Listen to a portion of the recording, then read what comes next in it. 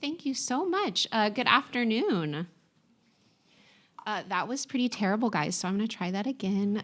Good afternoon. All right, it's great to be here. It's an honor to be here with you. Thanks for sticking here with me till the end. So again, my name is Abigail Fleming. I'm the Associate Director of the Environmental Justice Clinic over at the law school. I'm not going to give, for time's sake, a comprehensive overview of what the clinic does, but if you're interested in learning more about the Environmental Justice Clinic and the work that we do, please reach out to me. I'd be happy to talk about collaborations and just some of the other work outside of the tool that we're working on. The clinic is a law clinic. We represent and collaborate with Black, Indigenous, and communities of color all over South Florida who have suffered from environmental racism. We do this work through interdisciplinary research, as I'm going to talk about today, but then we also do rights education and more traditional forms of advocacy that you might think of lawyers doing, such as litigation. Most of the communities that we work within talk about displacement as kind of one of their number one concerns that they're facing. So Miami's form-based planning and zoning code, which really favors high-density, mixed-use developments, as well as just an increase in foreign investment, changing investment priorities, market pressures, climate pressures, all these things, as you probably know, really contributed to this hyper-development that we're seeing. And these trends have exacerbated gentrification, contributing to the displacement of many of the communities that we work within. On top of all of this, as many of you probably know, that we're in a housing crisis. So many of the clients that we represent are renters, and they are usually spending more than 40% of their income on rent. So coupled with all of these things, we have been working with our partners in response, right, to the loud and clear concerns relating to displacement. The Environmental Justice Clinic brainstormed solutions to prevent or at least substantially slow the impending displacement that some of our clients are facing. And we really wanted to focus on solutions that would maximize community voice, also shift power back to communities through access to data. And then rather than focus on the many factors that can lead to gentrification, again, we wanted to focus on the consequence of gentrification, which is displacement. So we developed the Displacement Vulnerability and Mitigation tool, and I'm going to walk you through that in just a second. We did a comprehensive analysis of different displacement assessments and tools around the country and looked at what different institutions and communities, advocates, researchers were using to evaluate displacement and how to mitigate it. And after that, we created the tool. And about a year ago, the tool was in a Word document and an Excel sheet with a lot of literature and an amazing way to analyze the impact of displacement and mitigation strategies around it. But unfortunately, it was still really inaccessible to the communities that we were working with. And so we reached out to IDSC and the Office of Civic and Community Engagement and asked for just additional support in creating something that was accessible and that was also really user-friendly for the communities that we worked with. The tool, it forecasts the risk of displacement proposed by a development, but then also equips community stakeholders with research-informed strategies to mitigate that. And some of those include, for example, affordable housing. So I'm going to open up and do a demo of the, I'm going to walk through the tool and give somewhat of a demo of the tool. Right now, we're using it as an advocacy tool, again, for the communities that we're working within. We're really hoping to work with local municipalities to make this part of the permitting process so that when new developments are proposed, elected officials can have those research-informed strategies along with the developers. Even though we've been working on this for years, it's still in the early development stages, and we have a lot of work to do. So I welcome any feedback or comments. I have to rush out at the end of this to go to another presentation and meeting over at the law school, but Chris Mader and his team are in the back, so if you have any feedback, please provide it. And again, please email me if you have any thoughts as well.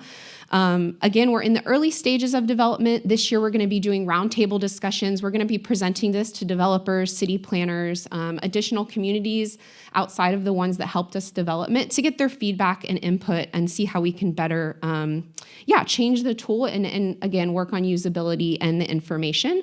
In addition to the tool, there's going to be a resource guide and literature that goes along with that can be easily digested by communities to really justify some of the strategies found within the tool. So again, the tool is three-part. It aims to forecast the risk of displacement, and it is in these three parts. The first really aggregates data regarding the existing property where the new development is being proposed, and it looks at the surrounding community, and it gives you a snapshot of that community. Part two is a vulnerability assessment where we're using the data in part one to do an analysis on the population's susceptibility to displacement. And then shifting into part three, we're looking at, based on that susceptibility, what mitigation efforts can be provided to the community to prevent displacement. And these can really be formulated into a community benefits agreement with the developer or local municipality to ensure that there's accountability and transparency as well for some of these mitigation efforts. And the great thing about the tool is it will be accessible to all the communities that we work with. Each user will have their own login.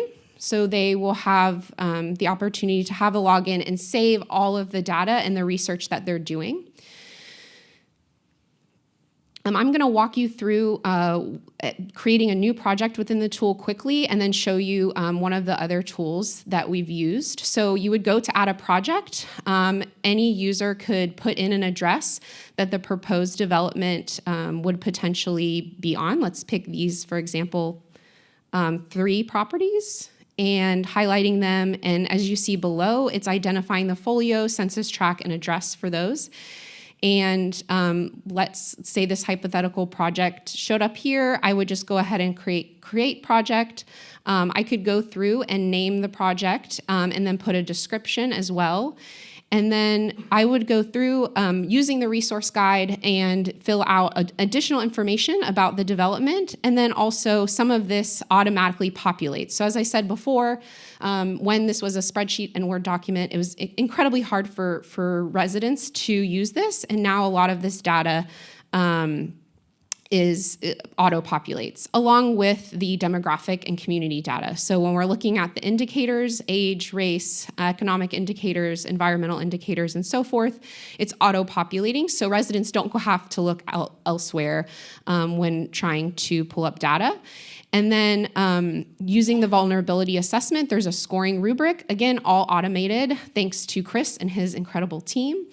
And then based on susceptibility, there's mitigation factors. So if this community is showing least susceptible, based on that, you would identify mitigation factors in part 3 that, again, communities could use to advocate for and could be memorialized in a community benefits agreement.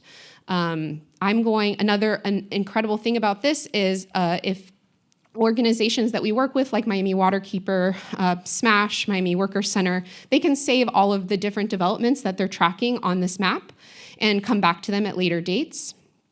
We've already been working with Legal Services of Greater Miami and the West Grove community as they've tried to advocate against a certain development in the West Grove. And for example, you can see the details of that here. It's saved, all of the property information, data is collected and saved to be reviewed.